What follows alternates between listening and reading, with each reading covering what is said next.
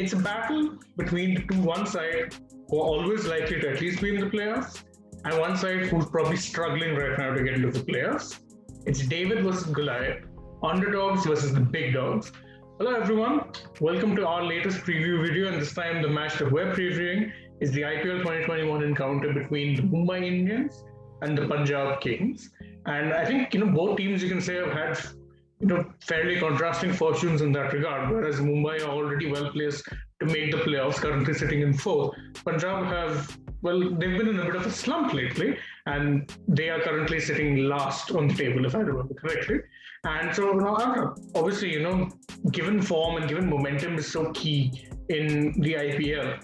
I mean, do you think this could be the worst time possible for Punjab to be facing MI, given they are going through a bit of a slump, and we all know how good MI can be on their day?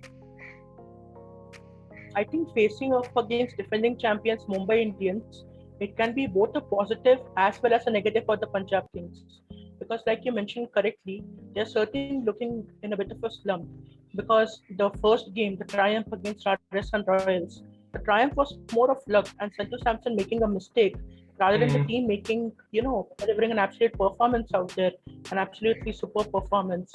And if you see the remaining games, they have been completely outclassed.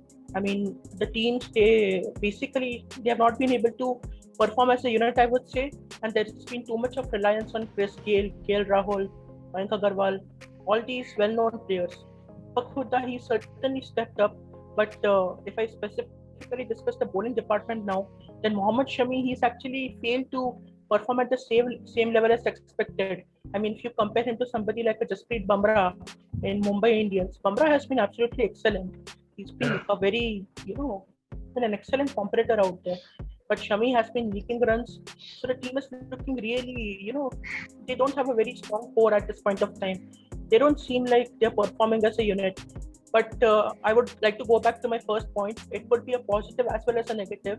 Because negative, like I mentioned a few minutes back now, certainly, a team like defending champions Mumbai Indians, even the best teams, they would shiver at the prospect of facing off against them. Because like we witnessed in the game against Kolkata Knight Riders, the way Mumbai Indians made a soaring comeback, I mean, that's enough to send a shiver down the spine of any team out there. But then it could be a positive because we have witnessed in the history of cricket that facing off against quality opposition, it can actually push even a weak team to get together and perform to the best of their abilities because they know that if they don't deliver their best out there, they are going to get absolutely whacked. And everybody's eyes, they are going to be on Punjab Kings, considering their poor performance in IPL 2020 and how they have similarly gone off to a poor start even now.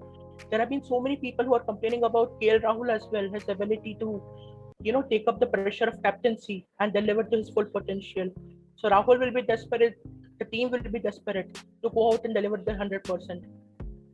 Obviously, we were saying that this could be both positive and negative, but the truth is that if Punjab have to get any kind of a result against Mumbai, then they're going to have to raise their game considerably. Now, what do you think would be the exact or specific areas which they would have to address immediately in the terms of whether that be, getting a key player to perform or making a couple of changes here or there? What could they do that could spark a bit of a turnaround in fortunes, let's say?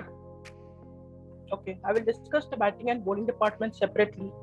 When I first speak about batting department, then I feel the first thing is, reducing the over-reliance on KL Rahul and Mayank Agarwal. Basically, the openers, they should not be expected to deliver a 100-run partnership every single time. Chris Gale needs to step up now. I don't think he's been performing at that level. Nicholas Pooran has been in terrible form despite all the talent he's got. Yeah, I see Deepak Hooda and Shah Rukh Khan, both of the domestic players, they have been trying to make the presence felt. Shah Rukh Khan especially, he's been absolutely wonderful out there, a top performer. But then they need more support out there. You cannot be expecting these two boys to go out and rescue a team in every scenario. Shah Rukh Khan, he's got a certain number of balls and he's taken full advantage of them, trying to make his presence felt. And when it comes to the bowling, I believe they need to take in, and include basically somebody like Ravi Bishnoi. I'm very surprised to see him benched till now because he was a game changer for them in the 2020 edition. And Kumble is himself a fan of him, if I'm not wrong. So his inclusion would be vital with regard to ensuring more breakthroughs because the manner in which he gets the ball to move and all these variations he's got up his arsenal, absolutely magnificent. Plus, they need to bring somebody like a Chris Jordan into the team because his experience would be vital in the T20 format, considering what an excellent dead bowler he is. There is too much pressure on Shami at this point of time to get the job done, and he seems not to be enjoying the same pressure because handling the weight of responsibility that Punjab Kings puts on an individual. So that's certainly not an enviable prospect for anyone out there. So these are a few pointers that I believe the team management should keep in mind when they go about finalizing their 11 for the next game. Yeah, but I mean, we were talking about Punjab Kings are coming off a 4-4 run of form. I mean, let's not forget that in their previous game, MI also ended up on the losing side. And I mean, the Delhi Capitals did fairly well to beat them. And of course, it was a pretty good performance from Delhi. But, would you say that given the quality MI have, that this could be more of a one-off thing? Or do you think that Delhi actually exposed some chinks in their armor? Because, I mean, all things said and done, that middle order, despite being very star-studded, collapsed like a pack of cards in that way. Well, I would credit Amit Mishra for that. He was absolutely fantastic, and he got the job done when given an opportunity. I would call it a one-off actually, because when I see the team batting department and the overall core, they have got a lot of experience, and like you rightly mentioned, the middle order did struggle to get the job done that day. Hardik Pandya, he's failed to perform with the bat at the same extent as he's capable of. But these guys are well aware about when they need to step up and get the job done for the team. So I believe that the team management will be having a discussion with these individuals, and they'll be trying to iron out these areas of concern as soon as possible. I won't worry too much about that one defeat because Delhi Capitals, they were exceptional on that day, and they truly deserved it. Mumbai Indians, they made a fairly good comeback to push the game till that point.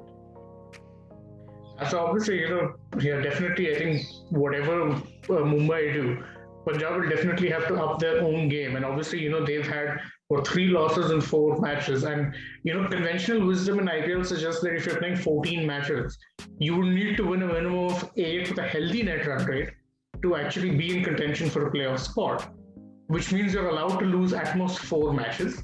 Punjab Kings have already lost 3.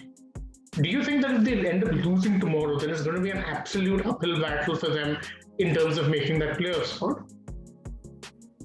Well, as we saw in the 2020 edition, even if you lose a certain number of games, due to some magic of the league, I would say, there is always an opportunity for a team to qualify till the last game.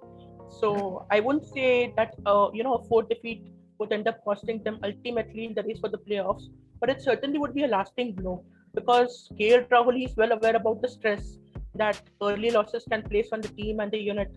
They came out roaring admirably in the last season, but then that kind of pressure, that is certainly not a captain looks forward to in every edition. And KL Rahul will be well aware that if they don't get these bases sorted out at this point of time and get some early wins, then they could be in deep trouble when the playoff contention comes into play.